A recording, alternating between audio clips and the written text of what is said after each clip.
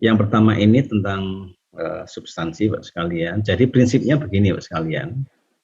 Di dalam penulisan LED itu ada dua. Yang pertama adalah what to write, apa yang harus ditulis, ya. Apa yang harus ditulis, yaitu informasi dan atau data yang harus diisikan dalam LED, ya, baik data kuantitatif maupun data kualitatif.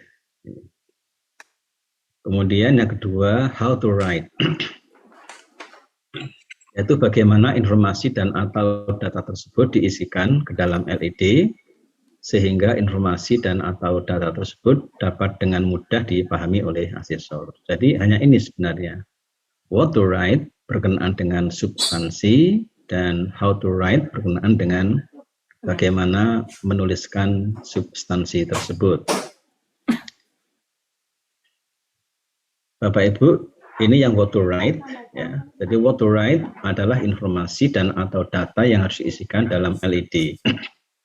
Ini menyangkut data kuantitatif seperti jumlah program studi, jumlah dosen, jumlah mahasiswa, dan seterusnya. Ya. Sedangkan data kualitatif misalkan seperti kebijakan, sosialisasi kebijakan, visi kelembagaan, ya, visi keilmuan, dan seterusnya. Nah, saya mencoba memberikan beberapa poin dari sekian banyak poin. Ya, ini 10 saja. Yang pertama, kebijakan pemerintah dan perguruan tinggi, kemudian sarana dan prasarana, kerjasama, SPMI, kepemimpinan, visi kelembagaan, visi keilmuan, dan tujuan program studi, kemudian dosen tetap atau DTPS, tahun sekarang, kurikulum, dan pelaksanaan pembelajaran. Sekarang mari kita lihat satu persatu, Bapak sekalian, tentang kebijakan. Kebijakan dibagi menjadi dua, Bapak Ibu sekalian, yaitu kebijakan nasional yang ditetapkan oleh pemerintah. Ya, ini bisa undang-undang, peraturan pemerintah, peraturan menteri, ya, dan seterusnya. Dan kebijakan lokal, yaitu kebijakan yang ditetapkan oleh perguruan tinggi setempat. Bisa peraturan majelis wali amanah, peraturan senat universitas, peraturan rektor, dan seterusnya. Nah, yang ingin kami sampaikan adalah kebijakan yang dipilih hendaknya kebijakan yang relevan dengan pokok permasalahan yang sedang dibahas. Jangan asal kebijakan, ya. Saya ulangi, jangan asal kebijakan. Nah, untuk menjamin bahwa Bapak Ibu juga paham tentang itu, maka penulisannya sebagai berikut. Ya, yang pertama, apa nama kebijakannya, apa pasal berapa, ayat berapa, begitu ya, supaya lebih clear. Jadi saya ulangi, jangan semua kebijakan, ya, jangan semua. Pilihlah kebijakan yang relevan saja. Berikutnya sarpras, Bapak sekalian. Sarpras yang dimaksud di sini bersifat resource sharing. Ya. Ini berarti bahwa sarana dan prasarana yang disediakan oleh perguruan tinggi dan dapat diakses oleh UPPS atau program studi dapat diklaim sebagai sarana dan prasarana pembelajaran milik UPPS atau PS. Jadi jangan berpikir bahwa sarpras itu hanya milik prodi atau hanya milik UPPS. Ya. Semua yang dimiliki perguruan tinggi sepanjang dapat diakses itu dapat diklaim. Seperti perpustakaan, auditorium, medical center, ya, tempat-tempat ibadah, ya, dan seterusnya. Berikutnya kerjasama, Bapak Ibu, ya. Kerjasama dengan pihak-pihak lain di luar UPPS atau PT difokuskan pada kerjasama dalam bidang pendidikan tridharma perguruan tinggi, ya. Ini di luar negeri maupun dalam negeri. Nah, kerjasama yang dimaksud tidak hanya ditunjukkan dalam bentuk jumlah MOU atau MOE, tetapi juga pelaksanaan kerjasama tersebut yang diwujudkan dalam bentuk dokumen pelaksanaan kerjasama. Ya. Jadi mohon maaf Bapak sekalian, kalau yang dulu itu kan setiap atau begitu ada MOU itu bisa dihitung berapa jumlahnya. Sekarang tidak ya. Sekarang harus disertai dengan laporan ya, LPKS ya, laporan pelaksanaan kerjasama begitu ya. Dan laporan itu sebenarnya hanya simpel ya, cukup satu halaman yang berupa semacam berita acara, kemudian nanti disertai dengan lampiran yang berbentuk undangan, presensi, notulen, dan foto-foto ya. Mungkin 5 atau 6 halaman cukup begitu ya.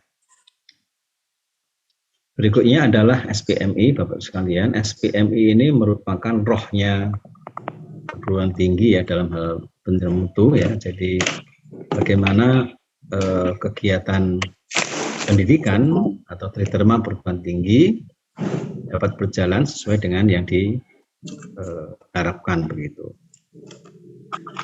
Nah, SPMI ini dilaksanakan melalui PPIPP, Bapak sekalian ya, penetapan, pelaksanaan, evaluasi, pengendalian dan peningkatan standar pendidikan tinggi.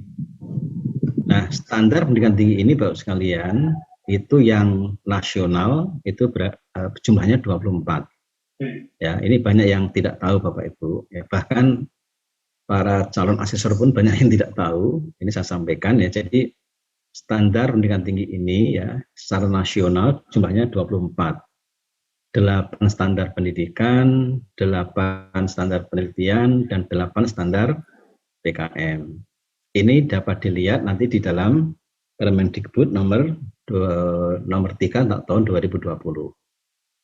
Di samping itu Bapak Ibu sekalian, nanti akan ada standar pendidikan tinggi yang ditetapkan oleh perguruan tinggi setempat yang masing-masing jumlah dan jenisnya berbeda-beda.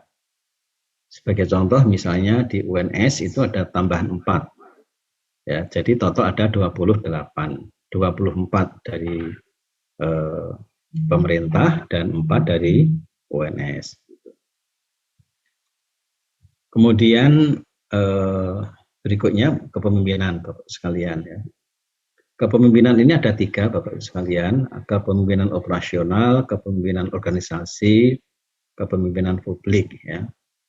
Kepemimpinan operasional tercermin dari kemampuan pimpinan UPPS dalam menerjemahkan dan menjabarkan visi, misi, dan tujuan UPPS yang menjadi program kerja. Saya ulangi, kepemimpinan operasional tercermin dari kemampuan pimpinan UPPS, ya bukan prodi, ya bukan dosen ya, tapi ini pimpinan, jadi hanya dekan dan wakil dekan, ya dalam menerjemahkan dan menjabarkan visi, misi, dan tujuan UPPS menjadi program kerja.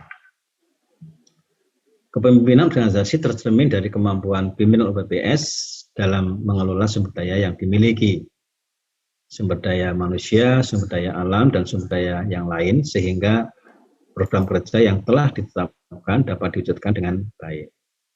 Bapak-Ibu sekalian, ini kalau di kepemimpinan operasional itu fokusnya pada bagaimana pimpinan UPPS itu menerjemahkan atau menjabarkan visi, misi, dan tujuan menjadi program kerja. Kalau kepemimpinan organisasi ini fokusnya pada bagaimana program kerja yang telah dijabarkan itu dapat dilaksanakan, ya, dapat dilaksanakan. Sehingga diperlukan adanya kepemimpinan organisasi di situ. Bagaimana pimpinan UPPS mengelola ya sumber daya yang ada. Yang ketiga, Bapak sekalian, kepemimpinan publik yang tercermin dari kemampuan pimpinan UPPS menjalin kerjasama dengan pihak-pihak lain di luar UPPS atau PT. Ini yang pertama. Dengan demikian, keberhasilan kepemimpinan publik itu dapat dilihat dari berapa jumlah kerjasama yang diperoleh ya antara UPPS dengan pihak-pihak lain di luar UPPS, baik di dalam maupun di luar negeri. Indikator kedua dari kepemimpinan publik adalah peran pimpinan UPPS dalam masyarakat yang relevan dengan bidang pendidikan. Ya, jadi misalkan dekan di kampus, tapi di luar kampus atau di masyarakat, baik levelnya lokal, nasional maupun internasional, misalkan sebagai misalnya ketua asosiasi program studi misalnya, itu relevan ya, itu relevan. Tetapi kalau misalkan dekan kemudian sebagai ketua RW, nah itu nggak relevan ya, karena ketua RW itu tidak sesuai dengan bidang kependidikan. Nah, Bapak sekalian, ini yang banyak ditanyakan dan sekarang banyak dibicarakan teman-teman ya. Fisik kelembagaan dan fisik ilmuwan sekalian. Fisik kelembagaan itu visi yang dimiliki oleh lembaga ya. Dalam konteks ini adalah perguruan tinggi dan fakultas atau UPPS ya. Ini saya contohkan di UNS sekalian ya, dicontohkan UNS.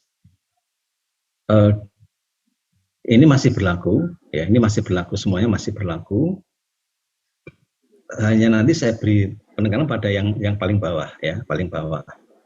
Jadi kalau di UNS itu tahun 2006 ada rumusan visi baru yang kebetulan saya sebagai ketua tim waktu itu ditunjuk Pak Rektor ya, menjadi pusat pengembangan ilmu, teknologi dan seni yang unggul di tingkat internasional dengan berlandaskan pada nilai-nilai luhur budaya nasional.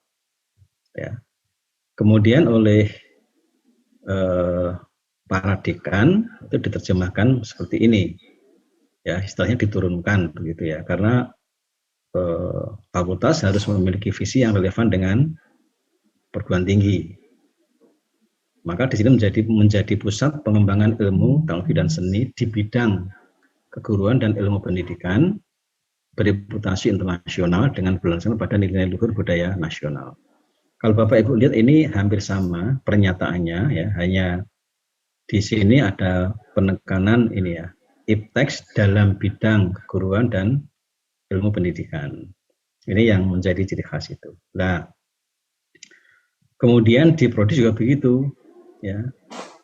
Ini di prodi bahasa Inggris yang 2018 ya, menjadi program studi pengembang ilmu teknologi dan seni di bidang pendidikan bahasa Inggris bereputasi nasional dengan pada nilai luhur dan ini hampir sama sekali. Nah, Bapak kalian memberikan ya, diingatkan oleh Majelis Akreditasi BAN PT ya, bahwa di prodi itu ini koneksi kalian nggak stabil ya. Saya ulangi ya, ketika kami menyusun instruksi oleh Majelis Akreditasi BAN PT bahwa prodi ya, prodi itu di prodi itu bukan fisik kelembagaan ya, tapi fisik keilmuan. Jadi saya ulangi Bapak Ibu, bahwa di prodi itu seyogyanya bukan fisik kelembagaan ya, tapi fisik keilmuan. Gitu. Maka ini di Lamdik ini sudah menggunakan itu, maka ini ada fisik keilmuan Bapak Ibu. Ini dari yang tadinya ini ya, yang bahasa Inggris ya, ini nanti akan tidak berlaku ya, tapi ini masih berlaku karena belum dicabut begitu. Tapi ini ada draft ya. Apa toh fisik ilmuwan itu Bapak Ibu? Fisik ilmuwan program studi adalah cita-cita program studi dalam mengkaji dan mengembangkan keilmuan tertentu. Nah, keilmuan tertentu itu pasti sesuai dengan prodi Bapak Ibu ya. Jadi mengembangkan keilmuan tertentu itu adalah prodi Bapak Ibu. Pendidikan bahasa Indonesia atau bahasa Inggris atau pendidikan matematik atau pendidikan ekonomi ya, atau pendidikan teknik dan seterusnya ya. Dengan syarat ini yang menjadi unggulan dan penciri bidang keahlian tersebut. Ini ya, yang menjadi unggulan dan menjadi penciri bidang keahlian tersebut. Itu yang ya. Nah, contohnya begini Pak sekalian.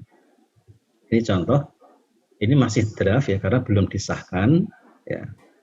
Mengembangkan pendidikan bahasa Inggris yang berlandaskan pada teori pembelajaran sosiokognitif dan teori linguistik semiotika sosial. Ya.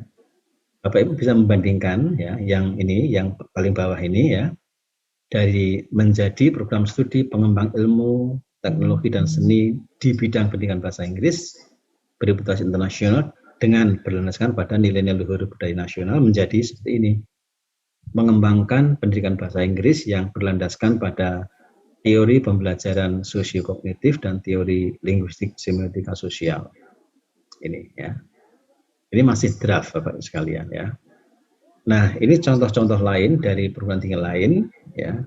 Saya ambil dari UM, Unhas dan UNES ya. Di UM misalnya dari program studi biologi mengembangkan pendidikan dan pembelajaran biologi yang selaras dengan prinsip-prinsip transformative learning berbasis pada potensi dan kearifan lokal untuk menghasilkan lulusan yang memiliki kecakapan hidup abad 21. Ya, ini fisik ilmuwan di program studi pendidikan biologi UM. Yang kedua, pusat pengembangan SDM, ini dari prodi kehutanan Unhas ya. Ini di luar Lamdik ya. Program studi kehutanan Unhas. Pusat pengembangan SDM dan IPTEX pengelolaan hutan berbasis lanskap wilayah pedesaan hutan. Jadi kalau di Unhas ya itu mengembangkan mengembangkan IPTEX pengelolaan hutan berbasis landscape wilayah pedesaan hutan. Jadi mungkin karena hutan sudah habis ya, mungkin akan mengembangkan pengelolaan hutan tapi di berbasis pedesaan, mungkin begitu. Kemudian di UNES ada juga prodi BK ya, menjadi program studi penyelenggara Tridrama Perguruan Tinggi bidang bimbingan dan konseling dengan pendekatan strength based yang berorientasi nilai dan karakter konservasi ya. Ini contoh-contoh rumusan fisik ilmuwan dari beberapa program studi. Silahkan nanti Bapak Ibu kalau belum ya mencoba merumuskan itu ya. Yang jelas fisik ilmuwan berbeda dengan fisik kelembagaan ya. Fisik ilmuwan itu berfokus pada bagaimana pengembangan ilmu ya sesuai dengan prodi Bapak Ibu ya. Berikutnya tujuan program studi Bapak sekalian ya. Tujuan program studi itu menghasilkan apa yang dinyatakan dalam profil lulusan. Saya ulangi. Jadi bukan tujuan kelembagaan ya. Jadi ini kaitannya dengan fisik ilmuwan dan profil lulusan ya. Jadi tujuan program studi adalah menghasilkan apa yang dinyatakan dalam profil lulusan. Ya, dan ini ada dalam dokumen kurikulum program studi. Ini saya beri contoh ya dari UNS misalkan Bapak sekalian, ini juga yang masih lama ya, ini masih lama tahun 2021. Misalnya ini ada 3, tapi ini jujur belum bagus ya, karena ketika kami menyusun ini tidak didasarkan pada tracer study. Saya ulangi, ini contoh yang tidak bagus ya, karena ketika kami menyusun ini, ya, menyusun tujuan ini, itu belum mendasarkan diri pada tracer study. Ya. Ini kami dasarkan semata-mata pada contoh juknis pengembangan kurikulum yang dikembangkan Dikti edisi tahun 2016. Ya, Bapak sekalian. Sehingga seperti ini misalnya, menghasilkan pendidik bahasa Inggris profesional yang menguasai materi bahasa Inggris, bla bla bla bla. Yang mohon diperhatikan ini ada 3, menghasilkan pendidik bahasa Inggris. Yang kedua menghasilkan peneliti pendidikan bahasa Inggris. Yang ketiga menghasilkan wirausahawan. Itu ya. Pertanyaannya Bapak Ibu, pertanyaannya adalah benarkah bahwa lulusan S2 bahasa Inggris itu betul-betul menjadi peneliti, kan begitu? Berapa persen, ini pertanyaannya, berapa persen lulusan prodi S2 pendidikan bahasa Inggris itu yang menjadi wirausahawan? Katakan nggak bagus, ya nggak bagus. Nah, yang paling bagus bagus kalian seperti ini kan, melalui terjal study yang dilakukan sebanyak mungkin lulusan, ya, setidaknya 25% lulusan, ya. Sehingga kalau misalkan prodi Bapak Ibu sudah menghasilkan katakanlah 1000 lulusan, ya, yang minimal 250 orang itu dilacak, ya, diberi ini. Anda sekarang kerja sebagai apa, gitu. Ya, sangat mungkin tadi akan menghasilkan banyak profil lulusan.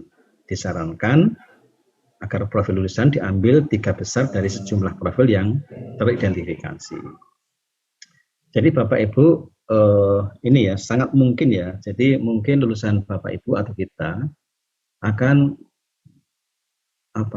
melahirkan atau melakukan pekerjaan-pekerjaan yang sangat variatif, ya.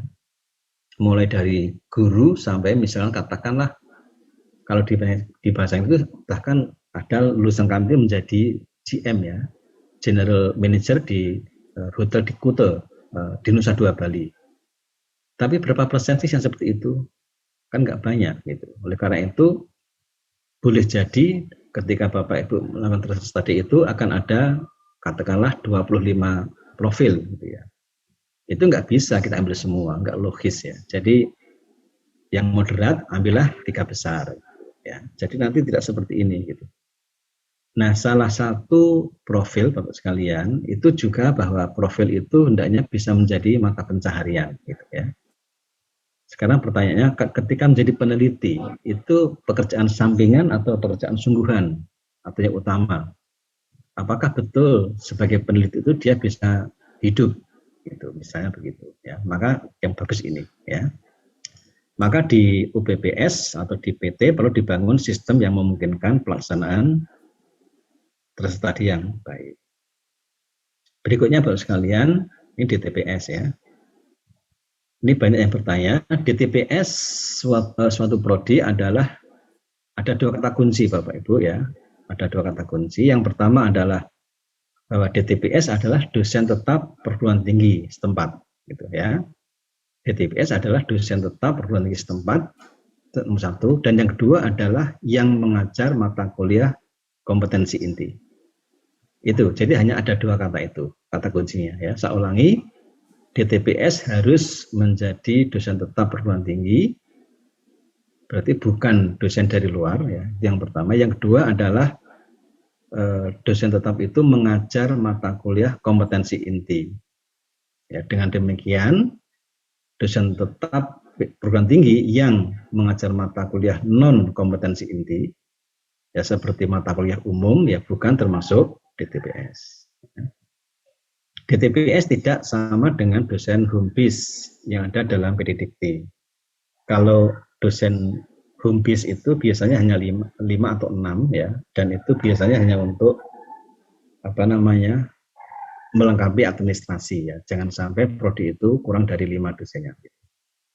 Nah, yang diperlukan adalah penugasan real ya dari pimpinan baik itu dekan maupun rektor.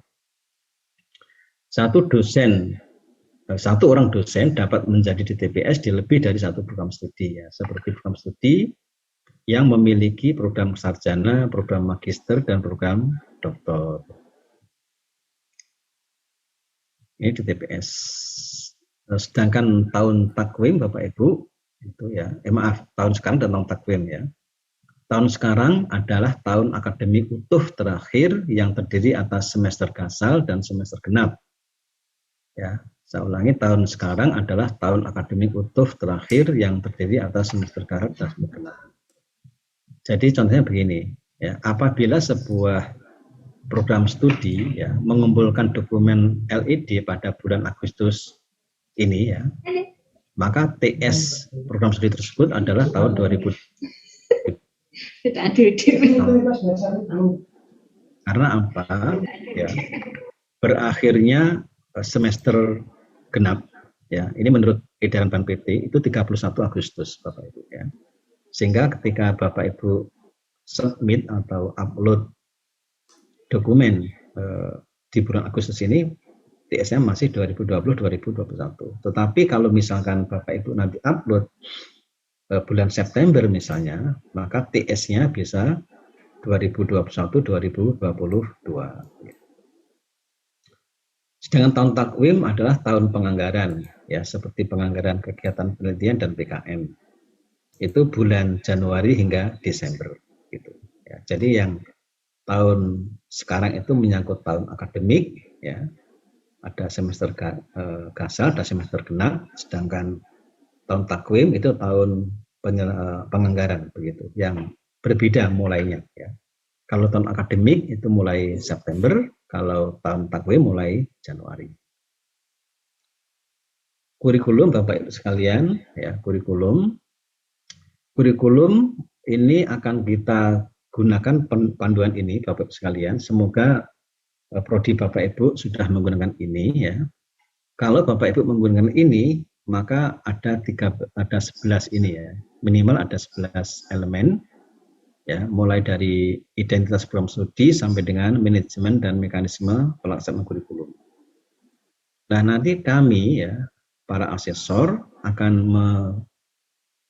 menguji atau akan melihat, ya, kelengkapan, koherensi, kemutakhiran, ya, dan melihat apakah kurikulum yang Bapak Ibu memiliki kegiatan, ya, atau mengembangkan pembelajaran mandiri dan menunjukkan ciri khas, gitu, ya. Bapak Ibu, saya banyak diminta oleh teman-teman di Indonesia, ya, sejak dulu, ya, sampai sekarang untuk mereview kurikulum, ya, karena memang salah satu minat saya itu adalah pengembangan kurikulum. Saya banyak sekali diminta teman-teman untuk mereview kurikulum. Dan salah satu yang menjadi momok Bapak Ibu itu adalah perumusan CPL, ya. Tadi pagi kami juga sempat berdialog dengan teman-teman, ya. Jadi yang paling momok itu adalah perumusan CPL. CPL-nya itu tidak mendukung tujuan program studi atau profil, ya. Jadi profilnya bilang A, tapi CPL-nya nggak bilang A. Itu. Contohnya begini, sekalian. Contohnya, ya, misalkan di profil mengatakan menjadi guru bahasa Inggris, misalkan gitu, ya. Menjadi guru bahasa Inggris. Padahal kita tahu bahwa untuk menjadi guru itu harus pandai berkomunikasi bahasa Inggris di situ. Nah, CPL-nya itu tidak mengandung itu, tidak mengandung kemampuan berkomunikasi bahasa Inggris. Tapi kan nggak nyambung namanya. Dan banyak sekali Bapak Ibu. Tidak hanya bahasa Inggris, ya. Saya banyak diminta teman-teman mereview kurikulum, ya, gitu. Dan ini menjadi salah satu yang perlu diperhatikan, ya. Di samping belum lengkap juga koherensi, jadi hubungan antar elemen di dalam kurikulum itu nggak nyambung, begitu, ya. Ini kita bicara tentang koherensi, ya. Oke. Terakhir Bapak Ibu, ini pelaksanaan pembelajaran, ya. Jadi salah satu ciri khas Lamdik itu adalah bahwa nanti asesor akan masuk kelas Bapak Ibu untuk melihat dosen mengajar. Ini tidak akan dilakukan oleh LAM lain atau BAN PT, ya. Gitu. Kita kekeh, ya, dan ini hasil kesepakatan bahwa asesor nanti akan masuk kelas untuk melihat